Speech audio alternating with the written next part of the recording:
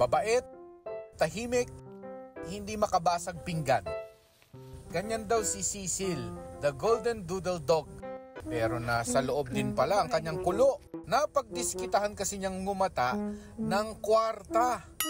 Kwento ng fur parent ni Cecil, nilagay lang niya sa countertop ng kusina ang $4,000 o mahigit 220,000 pesos na winidraw niya sa bangko. Pero pagbalik niya nang wala pang kalahating oras, napasearch tuloy siya online sa kung anong gagawin.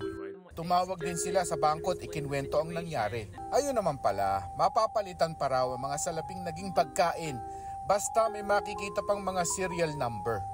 3 araw rin nilang winidraw mula kay Cecil ang mga sira-sira ng pera. Sa huli, ang nabawi nila nasa $3,500 o mahigit 192,000 pesos. Pero hindi pa raw nila alam kung ipapapalit sa bangko ang mga pera o gagawing artwork.